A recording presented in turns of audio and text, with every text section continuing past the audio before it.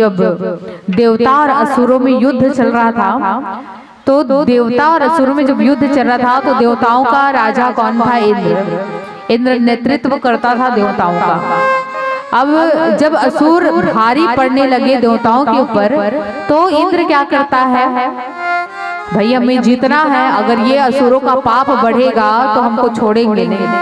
तो किसी ब्राह्मण के द्वारा पता चलता है कि यज्ञ करवाने से तुम इस युद्ध में विजयी हो सकते हो।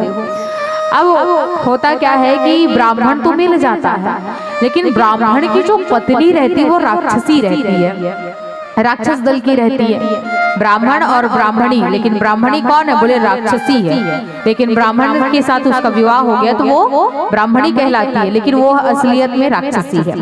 अब देवराज इंद्र यज्ञ करवाता है। जब यज्ञ करवाता है तो कुछ गुप्त सूत्रों के माध्यम से देवराज इंद्र को पता चलता है कि ब्राह्मण की जो पत्नी वो राक्षसी है, और राक्षसी होने के कारण वो राक्षसों का नेतृत्व कर रही है, राक्षसों का समर्थन कर रही है, ये यज्ञ को पूरा होने नहीं दे रही है। जब इंद्र को पता चलता है कि ये यज्ञ को पूरा नहीं होने दे रही है, इतना गुस्सा आता है इंद्र को, इतना क्रोध आता है इंद्र को कि वो राक्षसी का वध कर देता है।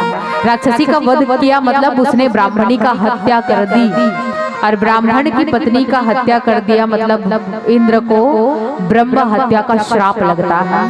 और जब इंद्र को ब्रह्म हत्या का श्राप लगता है ना, पूरे शरीर में कोढ़े पड़ जाते हैं, श्राप ग्रसित हो जाता। वो भी ब्रह्म हत्या का श्राप लगा है इंद्र को। इतना दलित हो जाता है, इतना कोढ़ा हो जाता है, पूरे अंग भर वो किसी को मुंह दिखाने के लायक नहीं रहता, इतना वो श्राप ग्रसित हो जाता है इंद्र।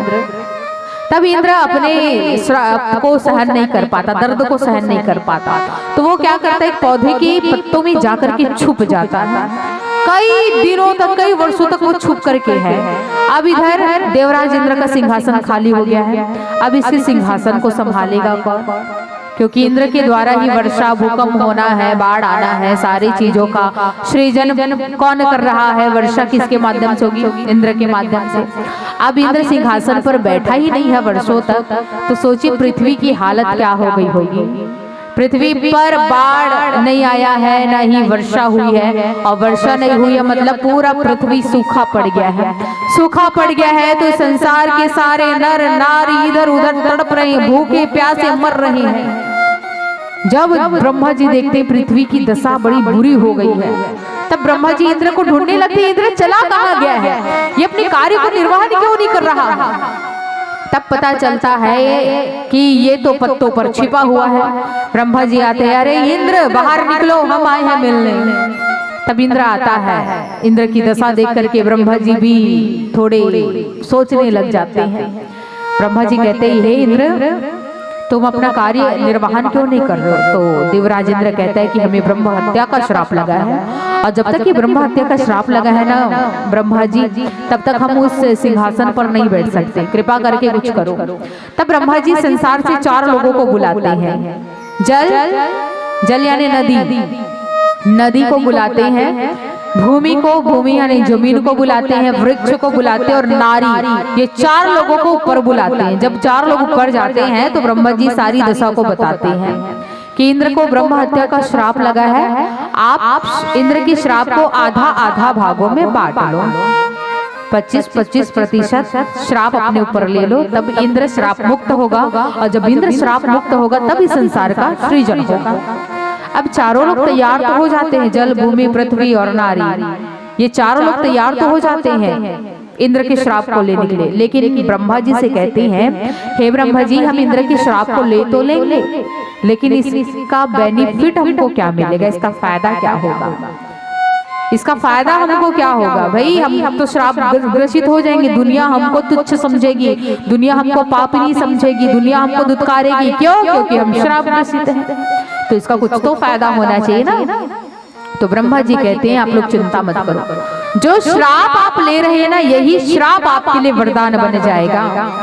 और आइए देखते हैं वृक्ष का श्राप क्या है। वृक्ष में लाशा निकलता है, गोंद निकलता है, ये क्या है? वृक्ष का श्राप है। छाल निकलते हैं, सूखी पत्तियां निकल रही है, कई वृक्ष खराब होते हैं, सड़ते हैं, बहुत गंदा सुगंध आता है, दुर्गंध आने लगती है। जब वृक्ष खराब होता है, सड़ने लगता है, तो वृक्ष में जो लाशा निकलता है, गोंद निकलता है, ये क्या है? वृक्ष का श्राप है। लेकिन ये क्या है? हमारे लिए वरदान है। वृक्ष के लिए वो श्राप के साथ साथ वरदान है कि जब जब वृक्ष में लाशा होगा, तो जब भी कोई गर्भवती होती है तो उस लाशा का क्या बनाया जाता है? सोंठ का लड्डू बनाया जाता है। उस लाशे को दवाई के रूप में उपयोग किया जाता है। तो वो वृक्ष के लिए श्राप के साथ साथ वरदान भी है कि जब भी हमको ये श्राप होगा तो हमारा ये श्राप भी साफ होगा। तो यही जो श्राप है वो वृक्ष के लिए वरदान है कि जो भी गोंद निकलता है, जो भी लाशा निकलता है, ये हमारे लिए वरदान है।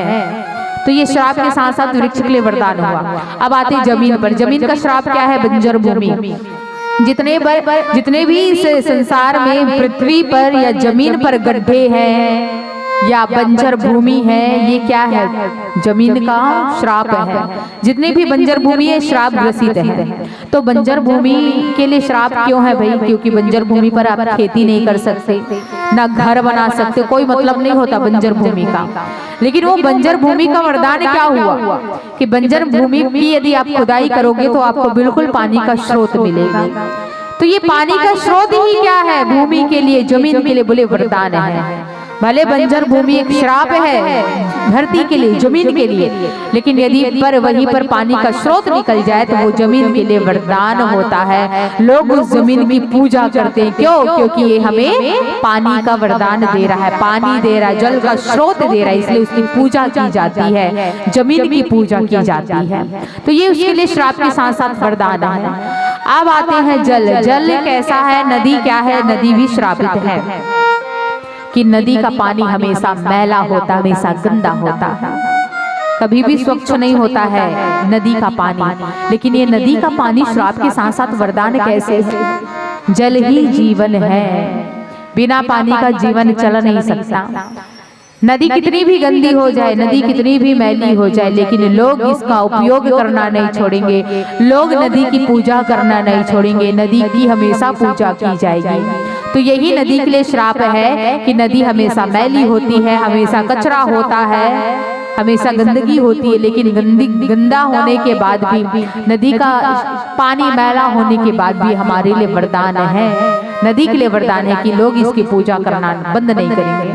नहीं तो आप गंगा नदी चले जाओ दर्शन करने के लिए, महानदी चले जाओ, तीर्थ प्रयागराज चले जाओ, कितना गंदा दिखता है पानी, हमारे कारण कितना कचरा फैला होता है, लेकिन लोग इसकी पूजा करते हैं, गंगा का पानी घर में लेकर के आते हैं। तो ये नदी के लिए श्राप के साथ साथ वरदान है। अब आते हैं नारियों के लिए। नारियों का श्राप क्या है? बोले मासिक धर्म। स्त्रियां 5 महीने में 5 दिन पूजा नहीं करती है, यही है मासिक धर्म की, ये हमारे लिए श्राप है। लेकिन ये वरदान क्यों है हमारे लिए? इसलिए पावन लिखा कि सहज अपावनी नारी पति, कि अपावन क्यों होती है नारियां? यही मासिक धर्म के कारण अपावन मानी जाती है। लेकिन अपावन क्यों है?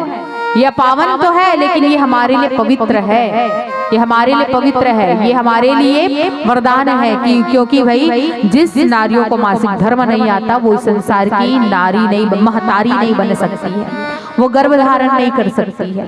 तो जिस नारियों को मासिक धर्म आता है केवल और केवल वही नारियां ही गर्भ धारण करती है, वही नारी संसार की माता बनती है। तो ये हमारे लिए श्राप के साथ साथ वरदान है। और यही कारण लिखा कि हम भले ही अपावन है, लेकिन अपावन के साथ साथ हम पवित्र कहलाती है, क्योंकि भाई मासिक के सामने धर्म लगा है, और जिसके सामने धर्म लगा है वो धर्म कभी मैला नहीं होता, गंदा नहीं होता, शुद्ध नहीं होता है। तो मासिक के सामने बिल्कुल धर्म लगा है, तो ये हमारे लिए कोई अपवित्रता नहीं है, ये हमारे लिए पवित्रता की निशानी है कि यही मासिक धर्म के कारण ही हमें संसार का सृजन करते हैं, संसार को बढ़ाती है। एक कारण यही है कि गोस्वामी बाबा जी ने सहज अपावनी नारी पति लिखा कि भले ही हम नारियां पावन होती है, लेकिन पति के चरणों की यदि हम सेवा कर ले, पति के चरणों में प्रीति कर ले, प्रेम कर ले, तो हम इस संसार में शुभ गति को प्राप्त कर सकते। एक कारण ये है।